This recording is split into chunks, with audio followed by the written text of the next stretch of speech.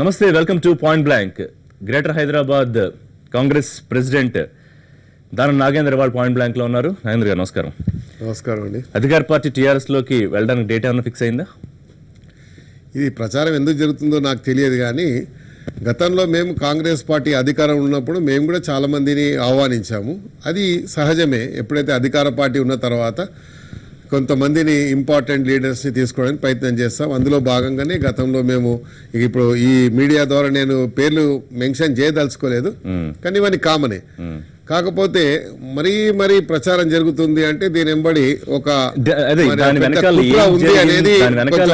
ఏం జరిగిందో అందరికన్నా బాగా మీరే చెప్పగలరు. ఎందుకంటే ఆల్మోస్ట్ మాకు డేట్లు కన్ఫర్మ్ అయిపోయి టైం కూడా కన్ఫర్మ్ అయిపోయి లాస్ట్ మినిట్ లో ఏం జరిగిందో డేట్లు టైం ఎవరు ఇచ్చారు నాకే తెలియదు, కానీ నేను మాత్రం ఏ మీడియా ముందు కానీ ఎక్కడ కానీ ఎవరికి కానీ చెప్పలేదు.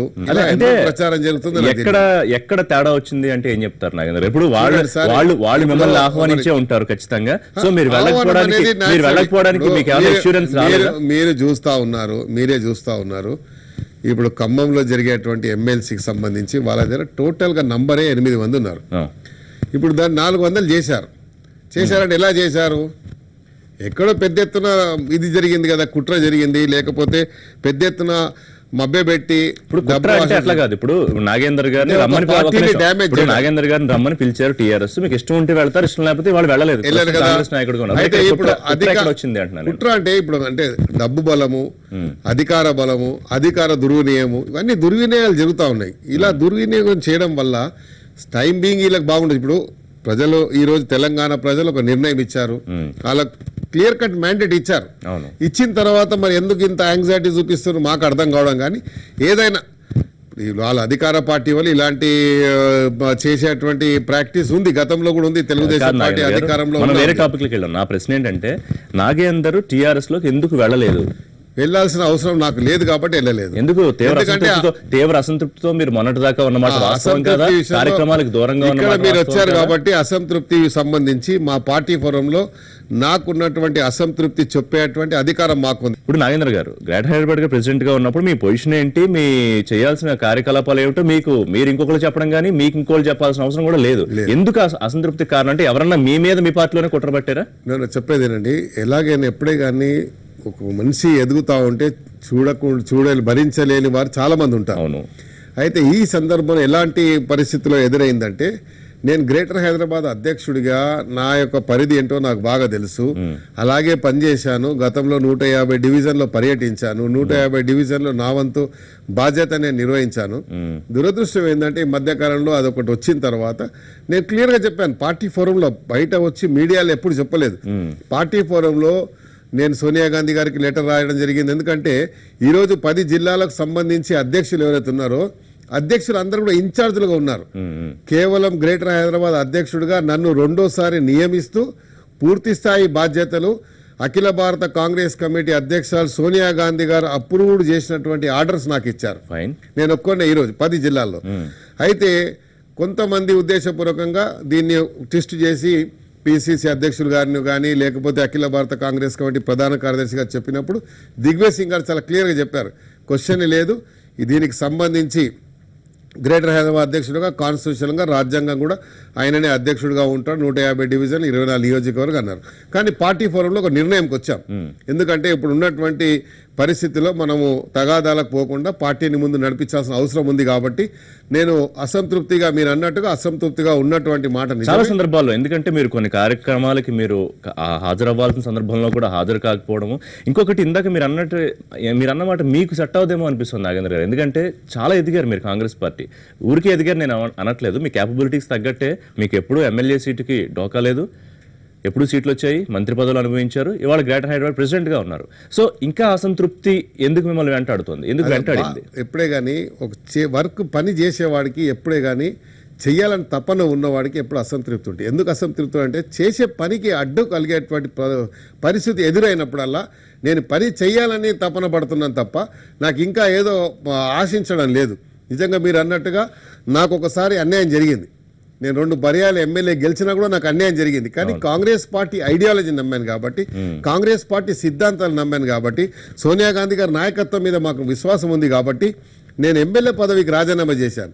మీరు భారతదేశ చరిత్రలో ఎక్కడన్నా ఎవరన్నా ఎమ్మెల్యే పదవి వదిలి పార్టీకి పనిచేసినటువంటి ఒక్క వాడిని చూపించండి. ఈరోజు నేను రాజకీయాలకు స్వస్తి చెప్పి నేను చెప్పడానికి సిద్ధంగా ఉన్నాను.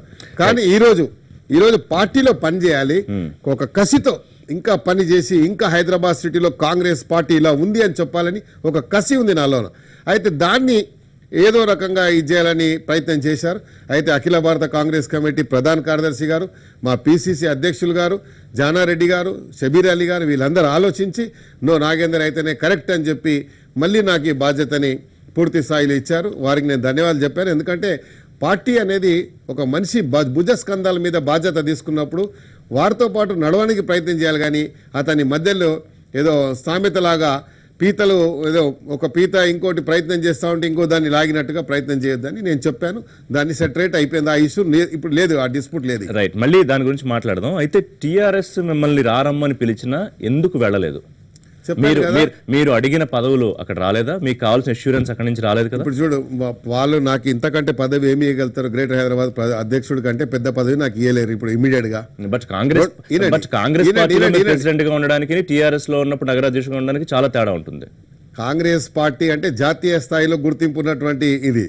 టీఆర్ఎస్ లో ఒకవేళ నాకు అధ్యక్ష పదవి ఇస్తే అది ఒక గల్లీకే పరిమితం. మనం రియాలిటీ మాట్లాడుకుంటే నాగేంద్ర గారు, మీకు తెలియదు కాదు, తెలంగాణ రాష్ట్రంలో అధికారంలో ఉన్న ప్రభుత్వానికి మీరు ఒక నగర ప్రెసిడెంట్ గా ఉన్నప్పుడు ఉండే పరిస్థితి కానివ్వండి, ప్రతిపక్షంగా ఉన్నప్పుడు మీరు ఒక నగర ప్రెసిడెంట్ గా ఉండే పరిస్థితిలో పొరపాటు పడతారు. తేడా ఉండదా? మీరు అక్కడే పొరపాటు 100% తేడా ఉంటుంది. ఎందుకంటే టీఆర్ఎస్ ఈ రోజు అధికారంలో ఉన్న పార్టీ, అధికార పార్టీని నిలదీయడానికి ఇంతకంటే పెద్ద హోదా అవసరం లేదు. గ్రేటర్ హైదరాబాద్ కాంగ్రెస్ అధ్యక్షుడిగా వీళ్ళు ఎక్కడ తప్పిదలు చేసినా, ఎక్కడ పొరపాట్లు చేసినా దాన్ని లేవనెత్తేటువంటి అధికారం ఈ రోజు నాకుంది. ఎందుకంటే ఆపోజిషన్ లో ఉన్నా కాబట్టి. ఇంత సాధికారంగా ఈ మాట చెప్తున్నారు, కానీ మీ కార్యకర్తలు, అనుయాయులు, అనుచరులతో ఆ మీటింగ్ జరిగినప్పుడు క్లియర్ కట్ గా వాళ్ళు బయటకు వచ్చి మీడియా ముందు చెప్పారు అన్నట్లు అడిగారు, వెళ్ళొచ్చా అంటే వెళ్ళడానికి అంతా కూడా సంసిద్ధంగా మేము అందరూ ఓకే అని చెప్పామని చెప్పారు. కార్యకర్తలు చెప్పేది, కార్యకర్తలతో నాకు జరిగిన ఇంటర్నల్ గా జరిగిన సమావేశం ఎవరు తెలియదు. ఇలా ఉంది, నాకు పూర్తి బాధ్యతలు ఇస్తలేరు. మనం పార్టీ అంటే అక్కడి నుంచే పిసిసి అధ్యక్షుడి దగ్గరికి వెళ్ళిపోయి మనం ధర్నా చేద్దామన్నారు. నేను వద్దు, మన పార్టీలో మనం ధర్నా చేయకూడదు, పార్టీ నిర్ణయం గురించి వెయిట్ చేద్దాం. షబ్బీర్ అలీ మీ దగ్గరకు వచ్చిన తర్వాత, హైకమాండ్ నుంచి మీకు ఫోన్లు వచ్చిన తర్వాత మీ వాయిస్ లో ఉదయం కూడా మీరు పార్టీ మారను అని గట్టిగా చెప్పలేకపోయారు. చెప్పాను కదా, గట్టిగా చెప్పలేకపోయారు. ఇంకా మీరు అటు ఈ రోజు కూడా చెప్తున్నా, ఆ రోజు కూడా చెప్పాను, మళ్ళీ కేటగిరీకి చెప్పాను. ఆ క్వశ్చన్ లేదు, అరైజే కాదని ముందు రోజు సాయంత్రం కటౌట్ల దాకా వ్యవహారం ఎందుకు వెళ్ళింది అంటే? మరి కటౌట్లు ఎక్కడ చూపిలేదు, మీకు తెలియకుండానే కటౌట్ల దాకా వెళ్ళిందా వ్యవహారం? అదే చెప్పాను. మొన్న కూడా నాకెవరు అడిగితే కొంతమంది క్యారెక్టర్ అసాసినేట్ చేయడానికి ప్రయత్నం చేసినారు మీ పార్టీలోనే.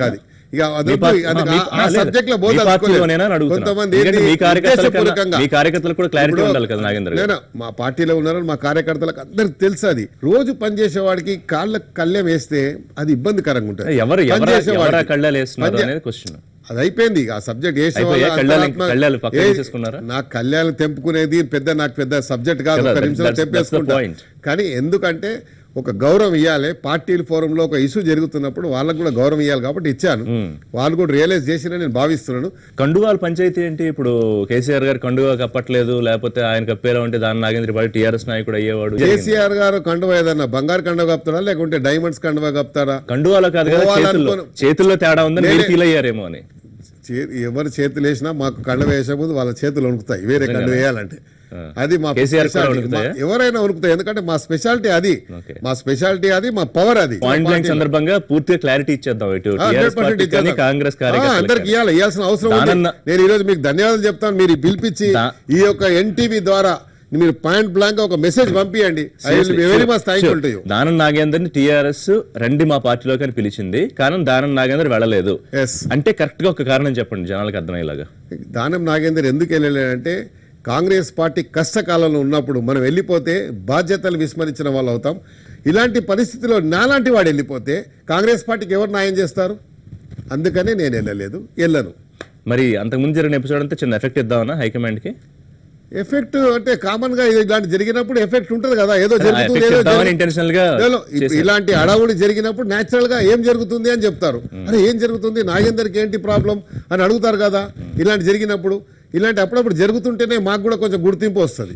సో ఇది దానికి మీడియాను కూడా ధన్యవాదాలు. This is intentionally happened effect by Nagender. I don't think it is not intentionally, it is created by the people, but ultimately నాకు అది నాకు ఉపయోగపడుతుంది. Fine, you have to tell thanks to them. ఎవరైతే క్రియేట్ చేశారో I have to tell thanks to the people, to media and every. Nagendra గారు, గ్రేటర్లో గెలుస్తుందనే ఆశాభావం మీ మాటల్లో చాలా గొప్పగా కనిపిస్తుంది, కానీ వాస్తవ పరిస్థితుల్లో తగ్గట్టుగా ఉన్నాయి. ఎందుకంటే ఒకసారి కంపారిజన్తో వెళ్దాం మనం. వరంగల్లో దెబ్బతిన్నారు. స్థానిక సంస్థల ఎమ్మెల్సీ ఎన్నికలకు ఎటువంటి పరిస్థితి ఉందో నేను చెప్పక్కర్లేదు. ఎన్ని స్థానాల్లో మీరు పోటీ చేద్దాం అనుకున్నారు, ఎన్ని ఏకగ్రీవం అయిపోయి. సో ఏ నమ్మకంతో మీరు గ్రేటర్లో మీ జెండా ఎగరేస్తాం అనే ధీమతో ఉన్నారు? చూడండి, ఇప్పుడు 10 జిల్లాల్లో ఒక్కొక్క జిల్లాలో ఒక్కొక్క రకంగా ఉంది. Hyderabad scenario is different completely మిగతా జిల్లాల కంటే. ఎందుకంటే మిగతా జిల్లాలో ఏం చేశారు, మీరు ఎమ్మెల్సీలు చెప్పారు. పోనీ వరంగల్దే ఎగ్జాంపుల్గా తీసుకుందాం. వరంగల్లో జరిగినటువంటి దాంట్లో పోల్ మేనేజ్మెంట్లో కొంచెం చాలా ఇబ్బంది జరిగింది. అక్కడ ఒకటి లోకలా నాన్ లోకలా అదంతా ఒక ఇష్యూ వచ్చింది. తర్వాత మనం మాట్లాడినటువంటి లాంగ్వేజ్లో కూడా కొంచెం ఇబ్బంది కలిగింది. డిఫరెంట్ ఉన్నాయి. ఇంకో ఇష్యూ మీకు చెప్తాను. ఈరోజు మీరు అభ్యర్థులు ఎత్తుక్కుంటున్నారు, ఎమ్మెల్సీ అభ్యర్థులకు అన్నారు. మాకు ఎక్కడెక్కడైతే నేను చెప్తున్నాను, ఎక్కడెక్కడైతే ఉందో చాలా చోట్ల ఇప్పుడు కరీంనగర్ నిజంగా మాకు సంఖ్యాబలం లేదు, అయినా అభ్యర్థులు పోటీ పడ్డారు. మేము పోటీ చేస్తామని. ఇప్పుడు ఖమ్మంలో మాకు క్లియర్ కట్, అంటే మాకు 2 పార్టీలతో కలయికతో మాకు అభ్యర్థిని పెడితే అక్కడ వాళ్ళకు ఉన్న సంఖ్య 8 మంది. ఒక ఎక్సబిషన్ మెంబర్స్ని యాడ్ చేసుకున్నా కూడా 10-15 మంది అవుతారు. అయినా వాళ్ళు అభ్యర్థి ఎట్లా పెట్టారు? వాళ్ళకి నైతిక విలువలు ఉన్నట్టా లేదా? మీరు చెప్పండి.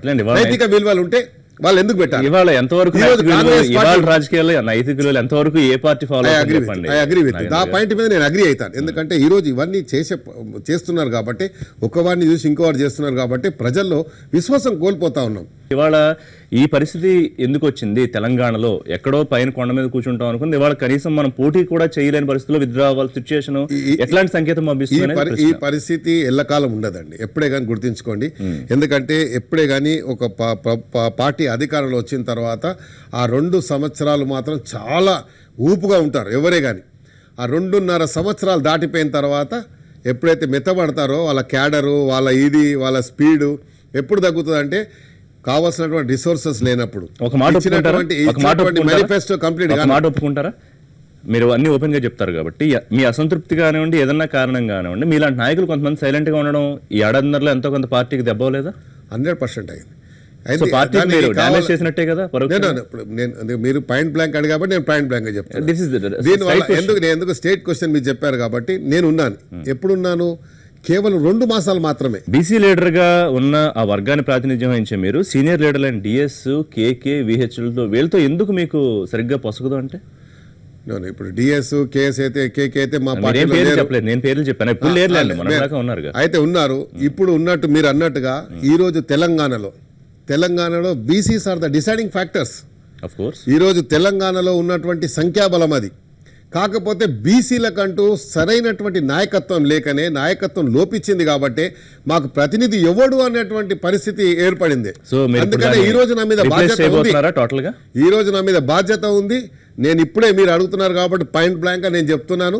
రేపు జిహెచ్ఎంసీ ఎలక్షన్ అయిన తర్వాత తెలంగాణలో ఉన్నటువంటి 10 జిల్లాలకు ఏ రకంగా అయితే రాజశేఖర రెడ్డి గారు మరి రైతు యాత్ర చేపట్టారో ఈరోజు ఆ కార్యక్రమాన్ని నేను చేపట్టబోతున్నాను. పెద్ద ఎత్తున 10 జిల్లాలు పర్యటించి అందరినీ మమేకం చేసి కాంగ్రెస్ పార్టీకి మేము అండుదండగా ఉన్నాం బీసీలమందరం అని చెప్పడానికి ఈ కార్యక్రమాన్ని తీసుకోబోతున్నాను. మొత్తానికి తెర వెనక ఏం జరిగిందో తెలియదు కానీ పూర్తిగా అసంతృప్తి నుంచి బయటపడ్డ నాగేందర్ పూర్తిగా నడుం బిగించి ఒక గొప్ప లీడర్ గా ఎమర్జ్ అవడానికి ముందుకు వెళ్తున్నారు. తప్పకుండా. ఎందుకంటే నాకు పార్టీ అధికారం ఇచ్చింది, పార్టీ నాకు అవకాశం ఇచ్చింది. ఆ అవకాశాన్ని జార విడుచుకోవద్దు. ఏదైనా అనుకోండి, మీ లాంగ్వేజ్ లో మీరు ఏమనుకున్నా, నా లాంగ్వేజ్ లో పార్టీ మాత్రం నాకు అధికారం ఇచ్చింది, పార్టీ అవకాశం ఇచ్చింది.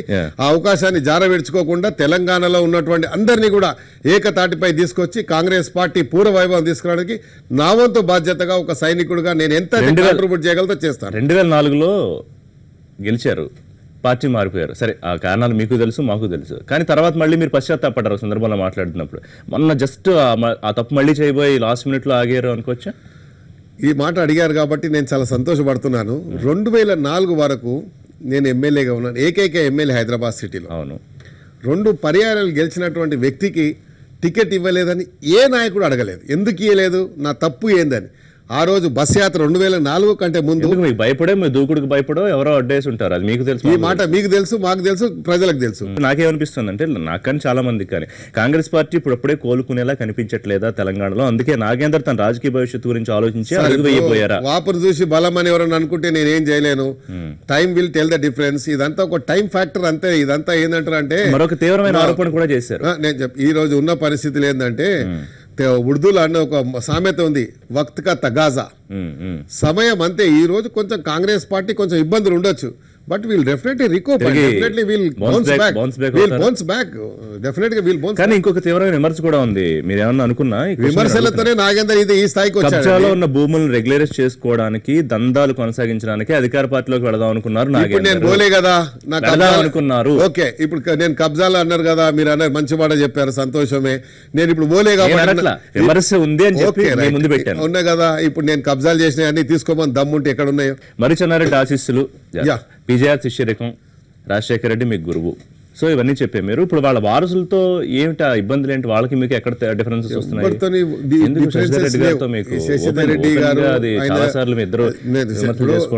విమర్శలు వ్యక్తిగతంగా ఎప్పుడు చేసుకోలేదు. కొన్ని ప్రోగ్రామ్స్ లో ఆయన పోయింది అని చెప్పి, లేకుంటే కొన్నిసార్లు నేను పోయానని చెప్పి కొంచెం ఏదంటే మిస్కమ్యూనికేషన్ అంటారు దాన్ని, అది కమ్యూనికేషన్ గ్యాప్ వల్ల జరిగేది. అది కూడా మొన్న డిస్కషన్ వచ్చింది. జరిగినప్పుడు అది లేదు, నేను ఇలా ఒక ఇష్యూలో పోయాను, నువ్వు తప్పు పట్టావని ఆయనే చెప్పాడు. నేను కూడా అలాగే మిస్అండర్స్టాండ్ చేసుకున్నాను కాబట్టి అవన్నీ పాత అవసరం లేదు. All is well, of course. ఇప్పుడు అయితే అలాంటి ఇష్యూస్ వచ్చినప్పుడు ఎప్పుడే కానీ ఒక టీం వర్క్ అప్ అయినప్పుడే, అంటే లేదు ఆ రోజు నేను ప్రయత్నం చేశాను, కమ్యూనికేషన్ గ్యాప్ ఉందన్నారు. ఈ కమ్యూనికేషన్ గ్యాప్ అనేది ఒక్కోసారి జరుగుతుంది, ఎందుకంటే ఎక్కడో ఉంటాం. ఫర్ ఎగ్జాంపుల్ నేను ఇక్కడ ఉన్నానండి, నేను ఒక డివిజన్కి ఇప్పుడు టైం ఇచ్చి వచ్చాను, వాళ్ళు ఫోన్లు కొడుతూ ఉంటారు, అరే ఏంది ఫోన్ ఎత్తలేరు అనుకుంటారు. కానీ ఇవాళ రేపు ఎట్లా అయిపోయిందంటే, ఈ సెల్ ఫోన్ కనిపెట్టిన ముక్కాలు అసలు ఏమైందంటే, ఎక్కడున్నా మనం ఏ కార్యక్రమం ఉన్నా ఫోన్ ఎత్తకుంటే మాత్రం ఎదుటోనికి ఎంత యాంగ్జైటీ ఉంటుంది, ఫోన్ ఎత్తలేడు అంటాడు. మన ప్రాబ్లమ్స్ వాడు అర్థం చేసుకోడు. ఇప్పుడు మన ప్రాబ్లం ఎవడు చెప్తాము, మన ప్రాబ్లం చెప్పాలంటే ఎదుటోని ఎవరికంటే వాళ్ళు చెప్పలేము. మనం చెప్పకుండా ఫోన్ ఎత్తలేని పరిస్థితిలో ఉన్నప్పుడు ఫోన్ ఎత్తలేదు అంటారు తప్ప ఏం ప్రాబ్లం ఉందని అడగారు. మళ్ళీ ఫోన్ ఏమన్నా ఫోన్ ఎత్తలేదు అంటారు. రైట్, చిన్న బ్రేక్ తీసుకుందాం. అయితే ప్రస్తుతానికి మీరు చెప్తున్న మాటలను బట్టి అందరూ ఆల్ ఈజ్ వెల్ అని చెప్తుందని బట్టి ఒక కొత్త బలం ఏదో వచ్చేసింది తెలంగాణ కాంగ్రెస్ కి అన్న 100% అండి, 100% కాంగ్రెస్ కు బలం ఉంది. దాన్ని ఏమైందంటే కాంగ్రెస్ ఎప్పుడు బలం ఉంది. కాంగ్రెస్ ది స్పెషాలిటీ ఏంటంటే అధికారం లేకపోతే ఇంకా ఫెరోషియస్ అవుతారు కాంగ్రెస్ కార్యకర్తలు, ఫెరోషియస్ అవుతారు. మనం పార్టీ పవర్ లో తీసుకురావడం కసి ఉంటుంది కాంగ్రెస్ కార్యకర్తల. మీరు చూడండి, గతం ఒకసారి తిరిగేది చూడండి, ఎంత కసిగా పనిచేశారు.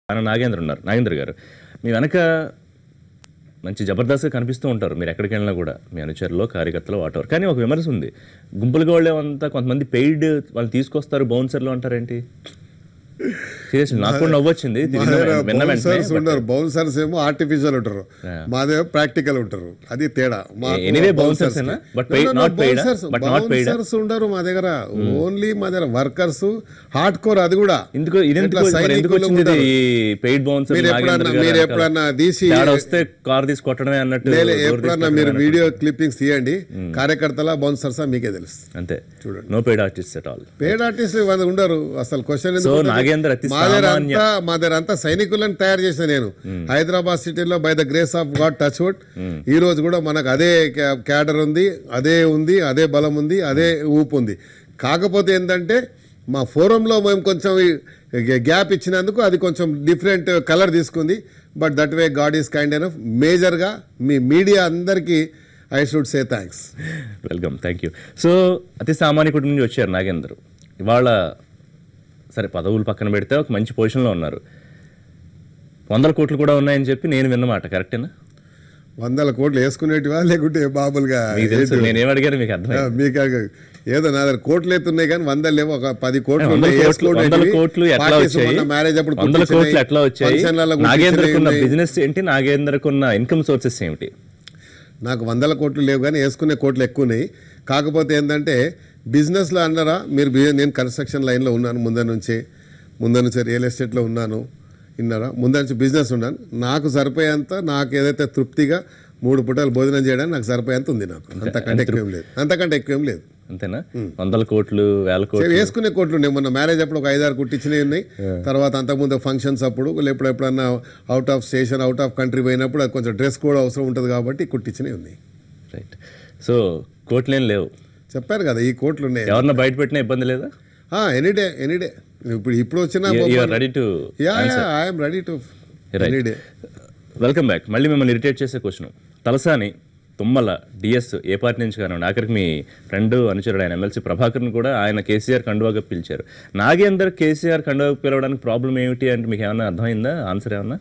నాకు అర్థం కాలేదు, మీరు అడిగిన క్వశ్చనే అర్థం కాలేదు అసలు. తలసాని వెళ్ళారు టీడీపీ నుంచి, తుమ్మల వెళ్ళారు, డిఎస్ వెళ్ళారు మీ మాజీ ప్రెసిడెంట్, వీళ్ళందరికీ పార్టీ ప్రెసిడెంట్ ఆయన కండువా వేశారు ముఖ్యమంత్రి.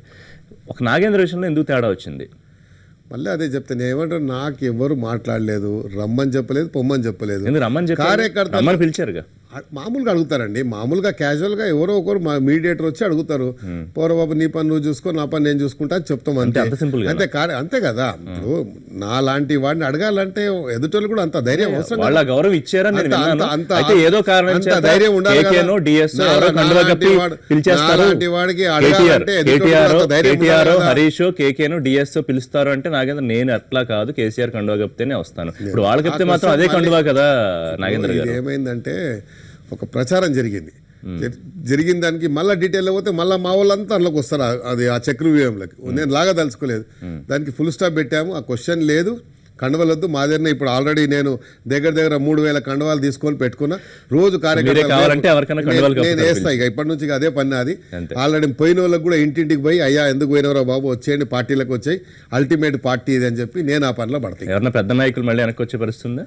తీసుకొస్తాం, కాలా ఎలా పడాయని తీసుకొస్తాం. ఎందుకంటే ఈ పార్టీలో ఉన్నటువంటి ఇది ఎక్కడ ఉండదు అని చెప్పి ఇస్తాం, తప్పకుండా ఇస్తాం, తప్పకుండా ఇస్తాం. వాళ్ళకి కావాల్సింది ఇస్తాము. వాళ్ళకి రేపు పార్టీలో వాళ్ళకి మంచి పొజిషన్ ఇప్పిస్తాం, మళ్ళీ ఆ పార్టీలోకి తీసుకురావడానికి మా వంతు కృషి చేస్తాం. ఫైనల్ గా నాగేంద్ర గారిని త్వరలో గ్రేటర్ పేట మీద చూడబోతున్నావా? నేను గ్రేటర్ పార్టీని గెలిపించడానికి ప్రయత్నం చేస్తాను తప్ప మేయర్ నేను తీసుకోను. మా కాంగ్రెస్ కార్యకర్తలు చాలా మంది ఉన్నారు. మేమైతే ఈసారి అనుకుంటున్నాం, ఒకవేళ అది మహిళా రిజర్వ్ అయితే ఒక మహిళకి ఇవ్వాలని, బీసీ అయినా నేను ఉండను. ఎవరైనా కార్యకర్తలకు ఇవ్వాలి, అన్ని మనకే కావాలనుకుంటే అంతకంటే స్వార్థం ఉండదు రాజకీయాల్లో. ఎందుకంటే ఇలాంటి అవకాశం వచ్చినప్పుడు ఎప్పుడే కానీ అది తప్పు కూడా అవుతుంది. ఎందుకంటే మనకి ఇంత పెద్ద అవకాశం వచ్చిన తర్వాత మళ్ళీ వచ్చే అధికారం గురించి మనమే పాకలాడితే కార్యకర్త ఎప్పుడు ముందుకు రావాలి? మనం ఈ స్థాయికి ఎదిగాము, మనం ఒక స్థాయి పనిచేసిన మీకు మేయర్ స్థానం మీకు తక్కువ అంటే చాలా పెద్ద పోస్ట్, తెలియదు వేరే మన కంట్రీలలో. First citizen of the city. But మీరేమన్నా అలా కంపారిజన్ ఏమన్నా చేసుకున్నారా? Small post is a big post then the CM. As a protocol లో కూడా mayor will be the first person to receive any of the VIP. ఇప్పుడు మీ ఒక్క నిర్ణయం కాదు, మీ కార్యకర్తలు అన్న నువ్వు వద్దు అట్లా మేయర్ గా అంటే మీరు దాని గురించి ఆలోచించాల్సిన అవసరం వస్తుంది. నేను అసలు మేయర్ కు పోటీ కాదు, పార్టీ ఇచ్చినా కూడా నేను ఇప్పుడు ప్లాంట్ బ్యాంక్ గా మీ ప్రోగ్రామ్ కాబట్టి చెప్తున్నాను, ఇది రికార్డులో పెట్టండి మీరు. రేపు అవకాశం వచ్చినా నేను తీసుకోను, కార్యకర్తకే ఎవరికైనా ఇప్పిస్తాను తప్ప నేను తీసుకోను. అది బీసీ రిజర్వ్ కానీ, ఎస్సీ రిజర్వ్ కానీ, ఎస్టీ రిజర్వ్ కానీ, మహిళా రిజర్వ్ కానీ, ఏదైనా కార్యకర్త కింది స్థాయి కార్యకర్తకే అది నా కమిట్మెంట్. దాని గురించి కార్యకర్తకి ఇప్పించడానికి నేను గాంధీ భవన్ కాదు, ఢిల్లీ అంతా ఒక్కటి చేసే కార్యకర్తకి. సో 2019 దాకా నాగేంద్ర కార్యకర్తగానే పనిచేస్తూ 100% పార్టీని అధికారంలోకి తీసుకురావడానికి ప్రయత్నం చేస్తారు. 100% అందులో అనుమానం లేదు, అనుమానం పెట్టుకోవాల్సిన అవసరం లేదు. నేను చెప్పాను కదా, 10 జిల్లాల పర్యటన కార్యక్రమం ఉంటుంది. అది కూడా పాదయాత్ర, కార్లలో తిరిగా నేను పాదయాత్ర 10 జిల్లాల ప్రోగ్రామ్ ఇస్తా. 10 జిల్లాల ఆ స్ఫూర్తితోనే తప్పకుండా. ఆయన మొత్తం ఇన్ని జిల్లాలు తిరిగాడు, 23 జిల్లాలు తిరిగినప్పుడు 10 జిల్లాలు తిరగడం నాకెంత పెద్ద పని. నేను తప్పకుండా 10 జిల్లాలు తిరిగి అందరినీ, ప్రతి కాంగ్రెస్ కార్యకర్తను మోటివేట్ చేయడానికి నా వంతు కృషి నేను చేస్తాను. థ్యాంక్స్ వెరీ మచ్ నాగేంద్ర గారు, all the best. Thanks for coming to point blank. ఇది త్వరలో గ్రేటర్ పేట మీద కాంగ్రెస్ జెండా ఎగరేస్తా ఉంటాం నగర కాంగ్రెస్ అధ్యక్షుడు, కాంగ్రెస్ సీనియర్ లీడర్ దానం నాగేంద్రతో పాయింట్ బ్లాంక్. మరిన్ని పొలిటికల్ అప్డేట్స్ కోసం చూస్తూనే ఉండండి ఎన్టీవీ. Thanks for watching.